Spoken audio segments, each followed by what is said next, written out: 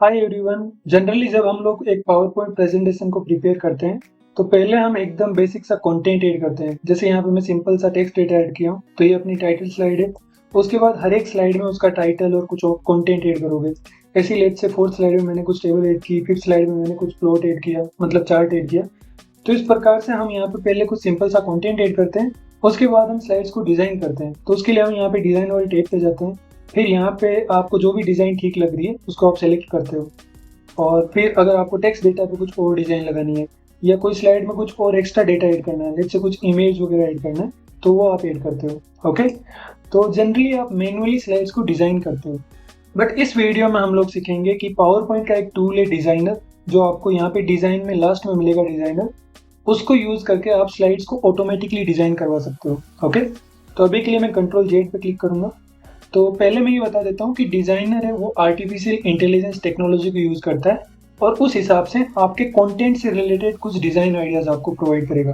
जैसे यहाँ पे लेट से सेकंड वाली स्लाइड है, उसमें कुछ रिमोट वर्क से रिलेटेड है, तो हो सकता है वो रिमोट वर्क का कुछ आपको आइकन प्रोवाइड करे या फिर कुछ बैकग्राउंड में रिमोट वर्क की इमेज प्रोवाइड करे।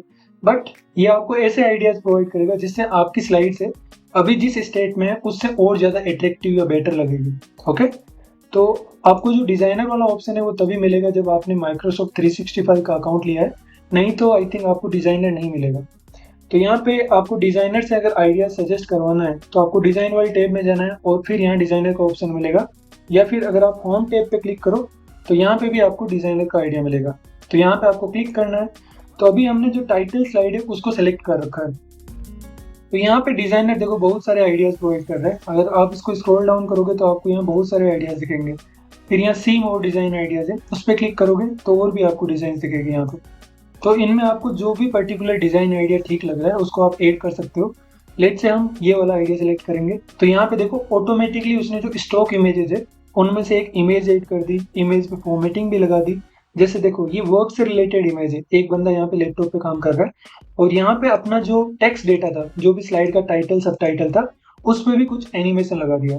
ओके, तो यहाँ पे आपको बहुत सारे डिजाइन आइडियाज मिलेंगे। जो भी आपको अपने कंटेंट से रिलेटेड बेस्ट डिजाइन आइडिया लग रहा है उसको आप यहाँ से फाइनल कर सकते हो।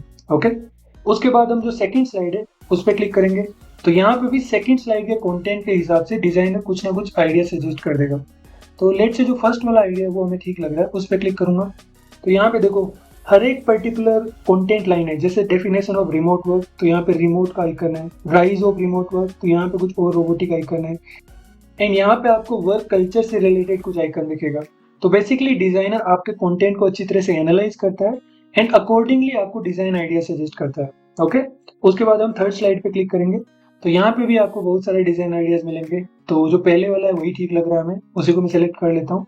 तो यहाँ पे भी हर एक पॉइंट से रिलेटेड इसने बहुत अच्छी तरह से आइकन्स प्रोवाइड किए हैं, उनको फॉर्मेट किया है।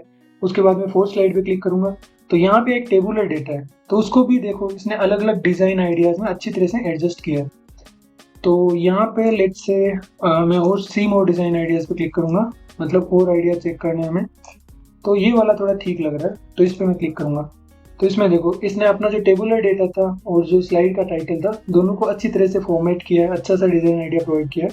उसके बाद अगर मैं फिफ्थ स्लाइड पे जाऊँ तो यहाँ पे एक चार्ट है, और अगर आप डिजाइनर के आइडिया चेक करो तो यहाँ पे ये कुछ भी आइडिया सजेस्ट नहीं कर रहा है। तो हो सकता है इस चार्ट की वजह से आइडिया नहीं सजेस्ट कर रहा हो। तो अभी के लिए इस चार्ट को हम टेम्परेरीली हटाएंगे। तो इसमें मैं कंट्रोल एक्स करके इसको कट कर लेता हूँ, और बाकी जो कंटेंट है उसके लिए हम डिजाइनर आइडिया देखेंगे। तो इस पर क्लिक करो फिर से।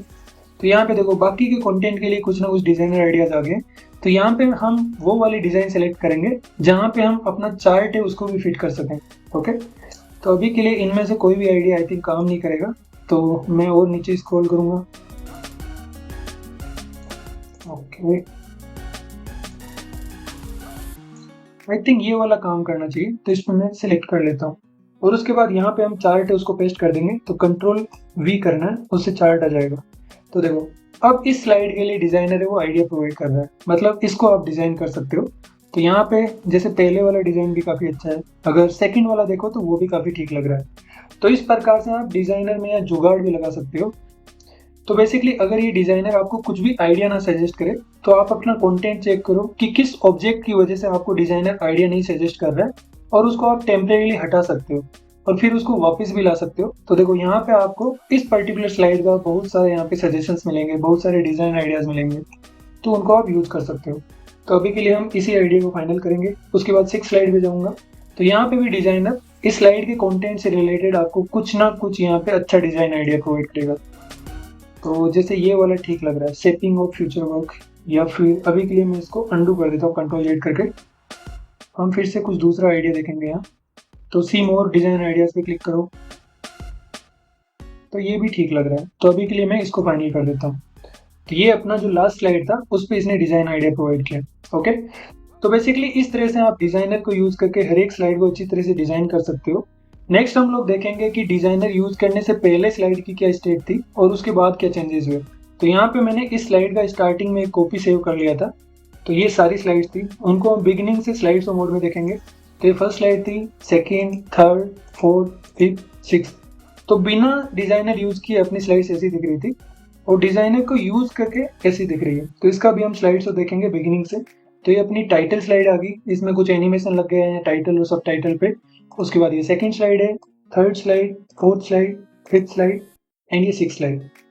तो बेसिकली डिजाइनर से आप अपनी स्लाइड्स को बहुत अच्छी तरह से डिजाइन कर सकते हो। डिजाइनर हर एक स्लाइड के लिए आपको बहुत सारे डिजाइन आइडियाज देगा। जैसे जैसे आप डिजाइनर को बार बार रिफ्रेश करोगे वो नए नए डिजाइन आइडियाज देगा। ओके, क्योंकि इसके पीछे का टेक्नोलॉजी है एआई, मतलब मशीन लर्निंग या एआई की मदद से आपके कंटेंट पे नए नए आइडियाज जनरेट करता है। तो गाइज, अगर आपके पास माइक्रोसॉफ्ट 365 का सब्सक्रिप्शन है तभी आप इस डिजाइनर को ऑफलाइन पावर पॉइंट में यूज कर पाओगे। अगर आपको फिर भी ट्राई आउट करके देखना है कि बिना सब्सक्रिप्शन के मेरे को चेक करना है कि डिजाइनर कैसे काम करता है, तो आप माइक्रोसॉफ्ट के वेब एप्स ट्राई कर सकते हो। ओके, तो बेसिकली लेट्स से यहाँ पे मैंने गूगल क्रोम से जो माइक्रोसॉफ्ट का मेरा अकाउंट है उस पर लॉगिन किया हुआ है और यहाँ पे एक पीपीटी को ओपन किया हुआ है।